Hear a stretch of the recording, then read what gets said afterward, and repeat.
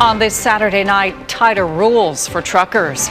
COVID restrictions for unvaccinated truckers kick into gear today. I have no plan on quarantine unless I'm forced to. How it could affect our already impaired supply chain. Pandemic politics. Vaccine mandates work. But will Ottawa support Quebec's controversial tax on the unvaccinated? Also, tsunami advisory. An eruption in the South Pacific is creating waves on Canada's west coast. And the loss of a leader. To have the Prime Minister steadfastly refuse to acknowledge that we have a crisis. Trailblazer Alexa McDonough's impact on the Canadian political landscape. Global National. Reporting tonight, Colleen Christie. Good evening. Thanks for joining us. We begin tonight at the Canada-U.S. border, where after an apparent government flip-flop and much confusion, tighter rules for truckers are now in effect. Unvaccinated American truckers cannot enter Canada. Unvaccinated Canadian truckers must test and quarantine for 2 weeks. The tighter restrictions put an estimated 10,000 truckers off the road, but the actual number is likely much higher. It'll also impact the supply chain and your grocery bill. Abigail Bimman has our top story. It's called the Peace Bridge, but cross-border truckers dealing with changing rules say things aren't peaceful. Stress abounds. We're just having issues crossing because we don't have the proper information, and we can't afford to have a fine. We're trying to make money for our families, so. Like the majority of truckers, Casey Schneider is vaccinated, now navigating the ArriveCan app after a week of confusion where it appeared the government was going to let unvaccinated Canadian truckers skip quarantine and testing, but the next day said that wasn't true. You can imagine everybody's head started spinning and drivers started panicking. And the president of the Private Motor Truck Council of Canada says unvaccinated drivers were dispatched during that window. He's pushing Ottawa for a quarantine exemption. You created this confusion. People were dispatched. They shouldn't be punished for a mistake in communication that was made by the government. The health minister acknowledged confusion but is doubling down on the rule change. Everyone, every trucker entering into Canada or every Canadian or American trucker transiting to Canada must be vaccinated. I'm not taking the shot. I don't trust the shot. Bridget Belton is helping organize a cross-Canada convoy pushing back against COVID mandates. She doesn't know what she's going to do about the new rules, and next week, the U.S. implements similar ones. Since I'm a dual trucker family, my husband and I both drive. Means we're both out of work. Experts say the impact will be significant for an industry already facing challenges. The only alternative is to put people with no experience on the road, which is a whole other safety issue. One of the big levers that firms have to be able to attract more vaccinated workers is to pay them more. And in some cases, trucking firms are paying bonuses to workers to get vaccinated.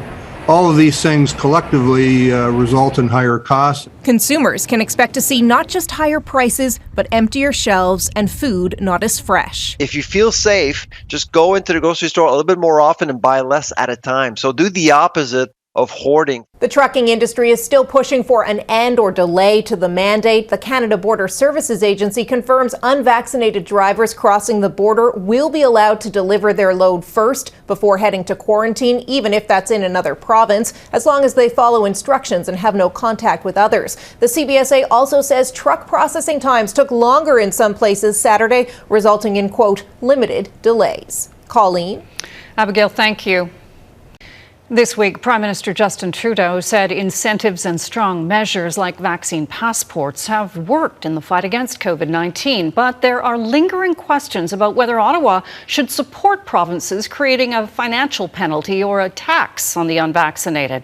Ottawa Bureau Chief Mercedes Stephenson sat down with Canada's Health Minister Jean-Yves Duclos to speak about that. Colleen, as new federal projections were released, the country is bracing for unprecedented levels of COVID-19.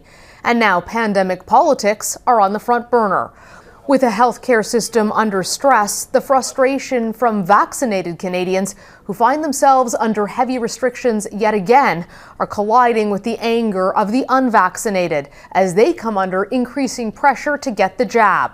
This week on the West Block, Federal Health Minister Jean-Yves Duclos weighs in on whether Ottawa would support provinces in creating a financial penalty or tax on the unvaccinated, as Premier Legault in Quebec has proposed.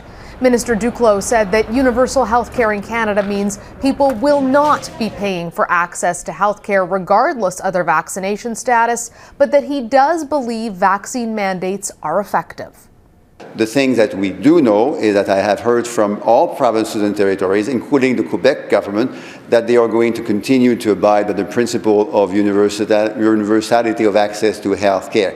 In Canada, we manage health care on a basis which is independent of people's conditions, in particular people's ability to pay. So that's a principle on which everyone agrees. Are you concerned in something that starts off as benevolent? You're trying to protect people, you're trying to protect others with vaccination. That actually opens the door, though, to serious legal and ethical questions. Coercive measures to get people vaccinated that could potentially violate the Charter of Rights and Freedoms. Does that worry you if provinces are looking at this kind of attacks? Well, thank you, and let's be very clear. No one that I think of, and I'm sure no one that is listening to us today is thinking of forcibly vaccinating someone. We're not obviously in this world. However, vaccine mandates work.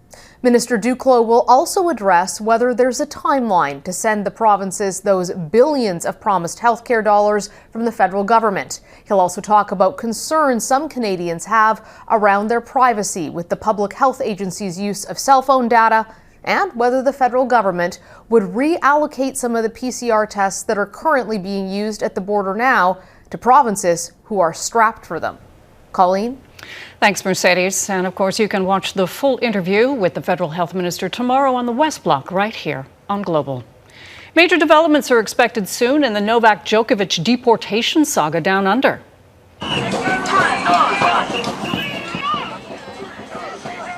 A last-ditch effort by Djokovic to stay in the country and defend his Grand Slam title will be decided by a federal court today.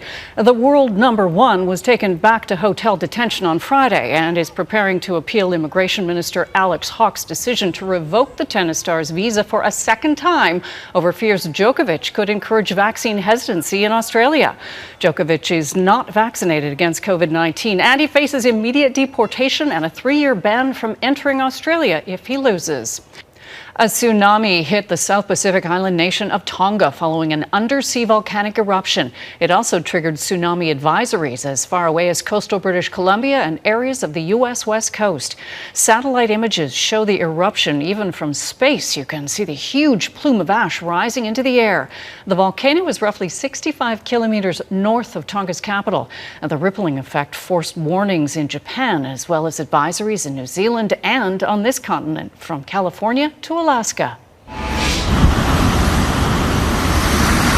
In Canada, tsunami advisories remain in effect for the outer west coast of Vancouver Island and the Juan de Fuca Strait. Some cities and towns closed beaches and coastal roads as a precaution. Another wild winter storm hammered the Maritimes overnight and again today with heavy snow, freezing rain, and wind gusts of up to 120 kilometers an hour. The storm is the second weather bomb to hit in a week. Today, tens of thousands of customers across Nova Scotia and New Brunswick woke up to no power. Up to 35 centimeters of snow could fall before the storm is over. Tonight, the nor'easter is taking aim at Newfoundland and Labrador, where heavy rain and blizzard conditions are expected. Another winter storm tracking towards southeastern and eastern Ontario could complicate the province's back-to-school plan next week. In-person learning resumes Monday, and that's when the storm is set to hit, bringing up to 20 centimeters of snow to Toronto and 25 centimeters to Hamilton and Oshawa. The storm is likely to cause major disruptions, including school closures and bus cancellations. A monster storm is sweeping across the U.S. and it's dumping snow in several states and bringing the threat of a major ice event to parts of the South. 64 million Americans in 26 states are under some kind of weather alert. The winter blast is expected to bring minus 40-degree wind chills to New England and possible flooding to New York. Here's Jennifer Johnson. This wicked winter storm has already dumped snow at a rate of 2.5 centimeters per hour from North Dakota to Illinois, causing whiteout conditions and hazardous driving. Close to 80 crashes on Iowa's highways alone in a 4-hour period late Friday. Out in the open spaces out there, everything drifts over, so it's real hard to be able to get through. Now the storm is headed east, where forecasts of snow and ice as far south as Georgia have millions on edge. The storm is happening now. The storm is on its way now, and so our crews have to react now. Crews in North Carolina are covering power lines in anticipation of ice buildup and widespread outages, promising to do their best with many workers out sick with COVID. We're doing everything we can humanly possible based on our limited resources of trucks. Virginia's governor has already declared a state of emergency after hundreds of drivers were trapped for more than 24 hours on a 40-mile stretch of Interstate 95 last week. Crews have pre-treated that busy highway for the past 2 days. Atlanta is also getting ready. In 2014, 5 centimeters of snow brought traffic to a halt, an event still known as Snowmageddon. This is about public safety, the public interest, and making sure that the business of the city can continue. The fast-moving storm is expected to hit the Mid-Atlantic Sunday before moving northeast into New York, New England, and southern Ontario, bringing snow, gusty winds, and bone-chilling temperatures across the region. Jennifer Johnson, Global News, Washington. We have a developing story out of Texas where police say hostages are being held at a synagogue. A SWAT team is on scene in Colleyville, not far from the Dallas-Fort Worth International Airport. The situation unfolded during a morning service that was being live streamed on Facebook, and the video has since been removed. It's unclear how many people are being held at this time. Residents in the area of the synagogue have been told to evacuate. FBI negotiators are said to be in contact with a person in the building, possibly a suspect. There are no confirmed details of a motive.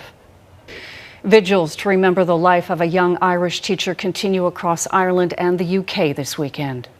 In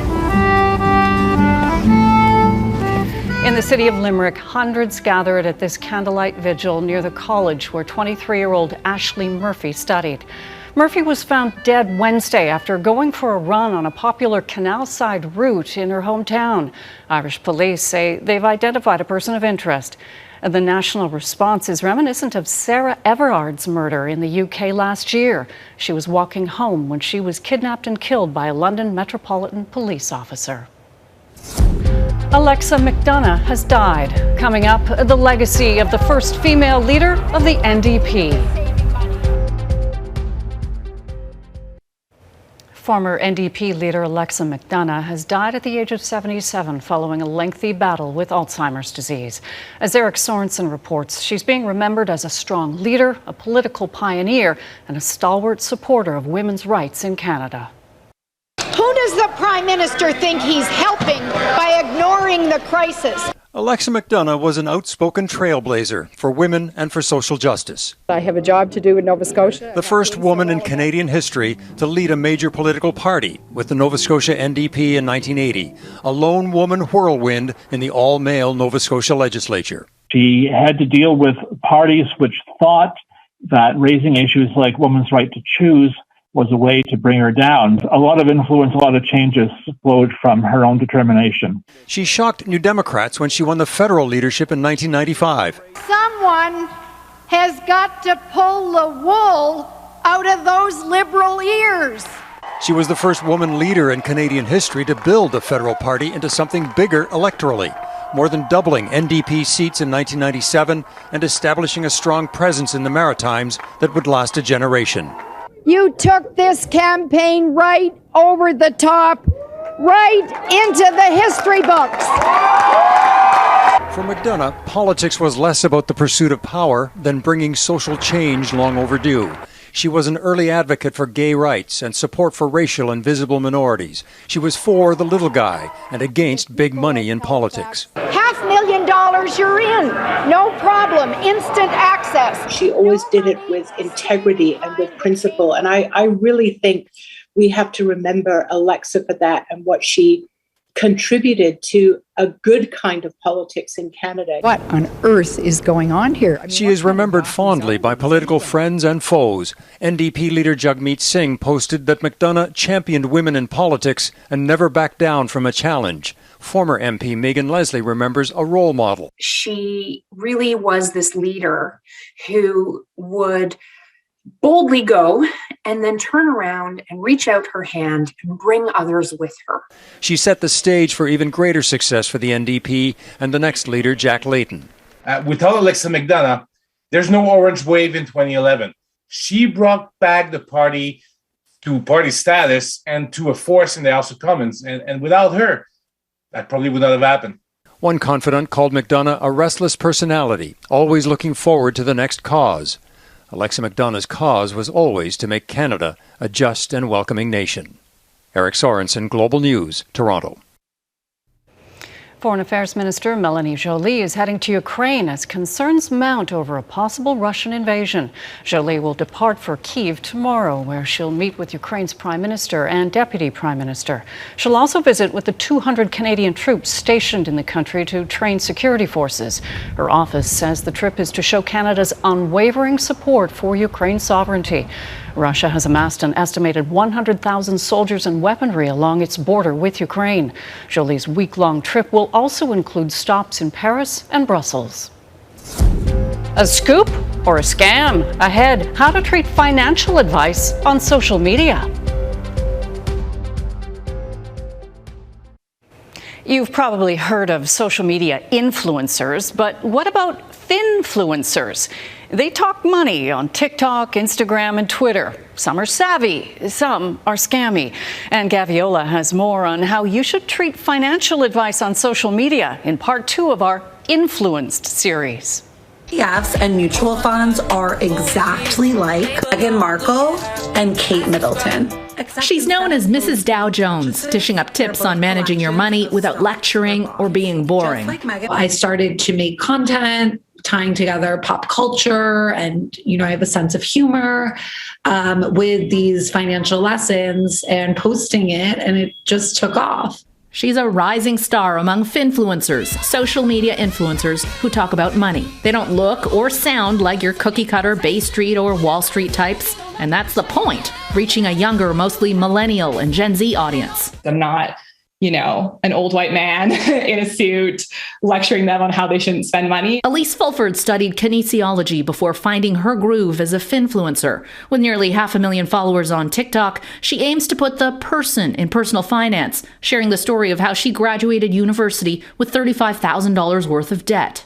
I had a lot of guilt and shame around that debt. Finfluencers talk about savings, retirement, and crypto. Like former tax lawyer Handel Kim, his day job is in commercial property. Finfluencing is his side hustle. His go-to platform, TikTok, and he's most excited about blockchain, the technology that makes Bitcoin and other cryptocurrencies possible. The blockchain technology, I genuinely believe, is going to change the world. Based on some of the research that I've done. And so be part of the journey. It's really exciting. But there is a murkier side to all of this. Kim Kardashian's being sued by investors for pumping Ethereum Max, which isn't affiliated with Ethereum, the world's second largest cryptocurrency, on social media last year. The project is an alleged scam. Securities regulators say finfluencer popularity is on their radar. Social media has been an important democratizing source of information, but it also comes with misleading information. Finfluencer red flags include impossible promises, guarantees that you'll get rich quick, contests, and time-limited actions that require you to part with money or personal information right away. Before you put your money into anything, cross-reference what you've just heard or read. Do other credible sources back things up? Do your research and check the credentials of the person giving you information. Information is the currency on social media, but when it comes to your money, financial basics still apply. Anne Gaviola, Global News, Toronto. Next, China going to extremes to ensure a COVID-safe Olympics. The Beijing Olympics are set to begin in just 20 days. Organizers are confident everything will be ready on time, but the concern isn't about venues. It's about the Omicron variant, and there's more than gold medals at stake. So, as Mike Joly reports, China is going to extreme lengths to prevent COVID-19 from spoiling the Games. At 83 years old, China's father of skiing can still get down the hill. And when called upon by those tasked with boosting interest in the upcoming Olympic Games, he's as smooth as skis on snow. I think China will receive more medals than past years and will have more champions, he says. China is pulling out all the stops to show the world they're ready to host the Games and safely entertain 2,000 athletes and the 25,000 support staff traveling with them. The Olympic Village will be a tightly controlled bubble with few opportunities to socialize. Automation will play a huge part in that, with meals either lowered from an overhead grid in the dining hall or prepared and packaged by robots. Olympic gender and sports author Helen Jefferson-Lenschke says Beijing has learned from the outbreaks that flared up at the 2021 Games in Tokyo. On the other hand, it wasn't the total disaster that a lot of us predicted it would be. And some of that had to do with the bubbles, and some of it had to do with vaccines and so on. China isn't leaving anything to chance, and its zero COVID approach has led to vast and restrictive measures for Chinese citizens living all over the country ahead of the Games. A third city was put into lockdown this week, impacting nearly 20 million people.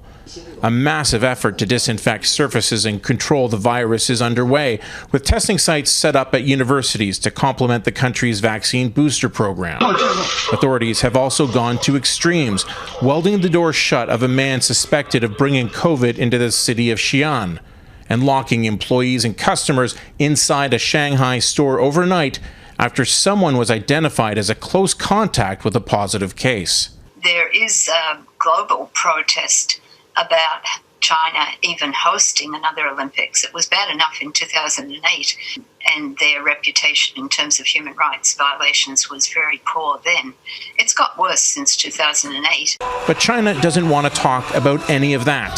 The Games are all that matter now. Mike Joly, Global News, Toronto. And that is Global National for this Saturday night. I'm Colleen Christie. Tonight's Your Canada is Cape Breton Island in Nova Scotia. We would love to see your corner of the country, so please keep sending your photos to viewers@globalnational.com. Thanks for watching. I'll see you back here tomorrow. Have a good night.